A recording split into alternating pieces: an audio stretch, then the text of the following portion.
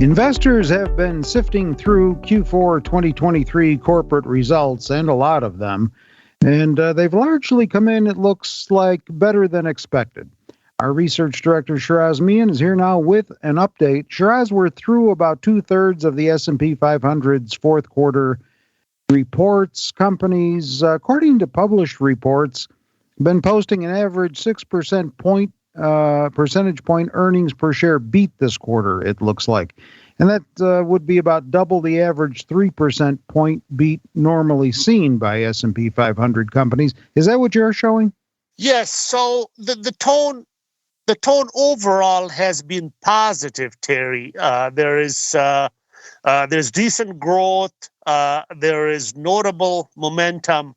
So I would say yes. I think those data points are on target.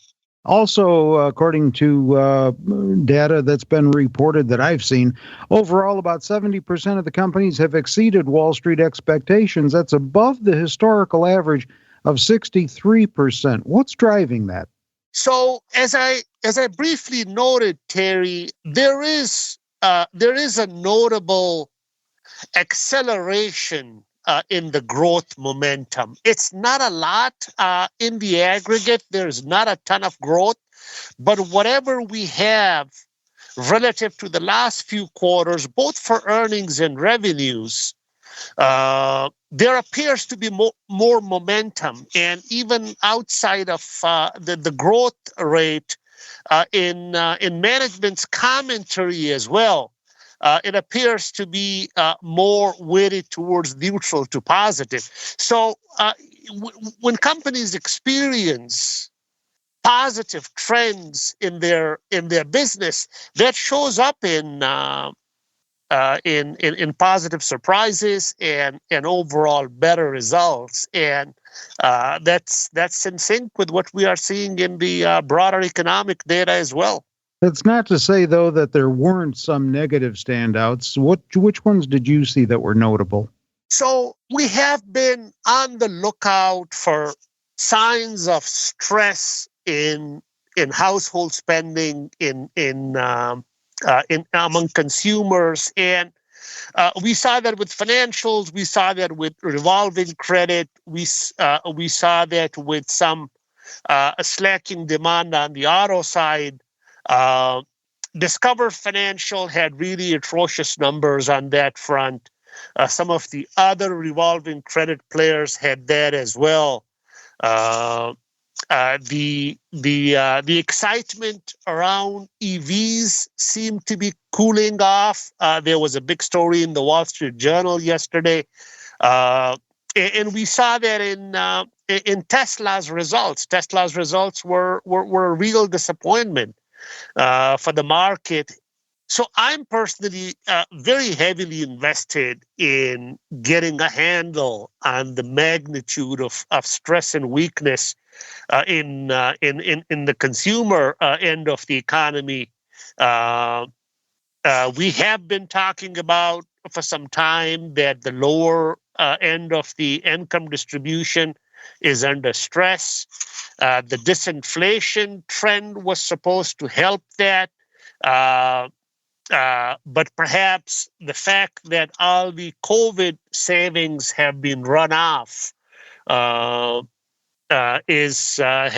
left particularly that end of the consumer. So as we get into these retail results, I'll be very curious to see who is at the receiving end of that weakness, because that does appear to be something that's become more tangible this earnings season. Okay, what does the scorecard look like as of today, the 15th of February? So, including all the results that came out this morning, we now have 387 companies that have reported. You mentioned two-thirds. This is 77.4% of the index's total membership. Earnings are up 5.1% for these companies. Revenues are up 3.4%.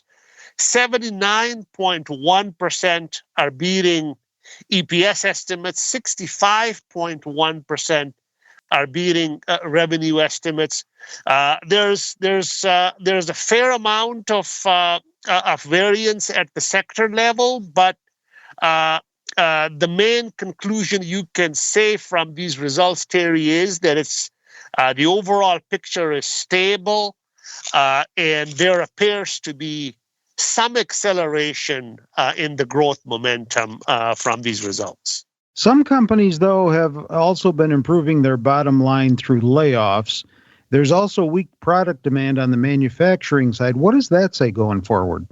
So the factory sector has been, uh, you could even call it a recession, actually. The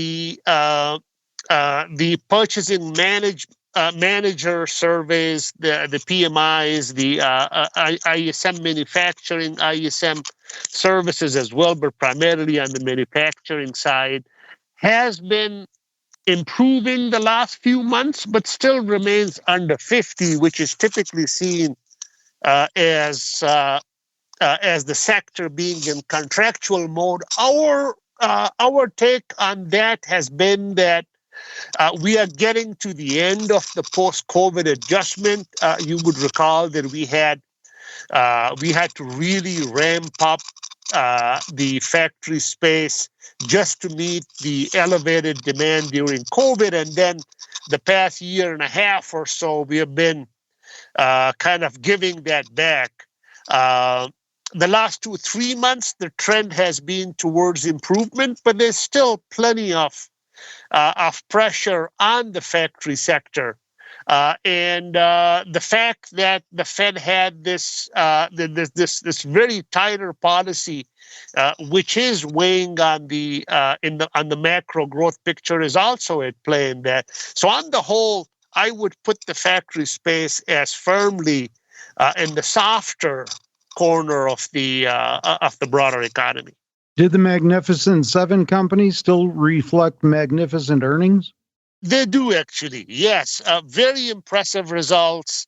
We saw very strong numbers from the group last quarter too. We still have one of the Magnificent Seven, NVIDIA, reports next week, but the others have come out with results, and for Q4, 48.7% earnings growth on 14.5% revenue growth year over year. And when you put those growth numbers in the context of how huge these companies are, it's truly impressive. In fact, those folks who argue that this is perhaps the only growth area in the market are not off base. If you take these Magnificent Seven out of the S&P 500, the rest of the 493 index member, the earnings growth for that is modestly in the negative. So pretty magnificent growth from these guys, yes. So overall, what are the standout features to this earnings season? So as I briefly noted, there is the growth pace, earning and revenue growth pace. That's better than what we have been seeing the last few quarters. This suggests that this consensus view of 2024 and 2025 been better growth. It's perhaps not misplaced that we are heading in that direction. You mentioned layoffs. Companies have been very good on the margins front. We saw margins turn positive on a year-over-year basis last quarter. That trend continues this year. In fact, about half of the earnings growth for this year as a whole, which is about 11%, is coming from margin improvement. So there is the steady progress on the margins front. And then to the Magnificent Seven that you brought up, Terry, the broader tech space as a whole has come back in the growth mode. And as you know, tech is a very big part of the of the corporate space. So with that key sector back in growth mode, it is really doing the heavy lifting for the aggregate growth picture. And just briefly to touch on the revisions trend, estimates for the current period, 2024 Q1, have started to come down, but on the whole, the revisions trend is stable and not something that I'll be overly concerned about. Is there a bear side to this story? So the big bear side is centered on the macro story, Terry. The bear side argues that the market is overly excited about the macro economy, and it is discounting and downplaying the risks to the downside. It's the old recession story, and the effect that will have on earnings and the market as a whole. I've never subscribed to that view. I've been surprised by how strong the economy has been, and I continue to believe that there's plenty of momentum and plenty of underlying strength in the economy, that even if growth slows down, we will remain in positive territory as a whole. And even if estimates for this year and next year come down to some extent, I don't think we are way offline with where the economy is. So is that what you're actually looking for Q1 2024? More positive earnings reports, better growth? Yes, the growth picture improves. It's not a whole lot as to what is expected at present. The expectation is for about 3% earnings growth as of now, and then it accelerates in the second quarter, and then in the back half of the year. And my sense is that if the expectation of the Fed coming in and starting to ease policy comes true, that will serve as a catalyst for the macro economy and also for the earnings picture. So yes, the growth picture is expected to steadily improve from Q1 onward. Okay, want to remind everyone out there who's listening that they can always keep up with different nuances in the earnings seasons through your earnings outlook written commentaries, and those are accessible right on the homepage of Zacks.com. With Shiraz Mian, I'm Terry Ruffalo.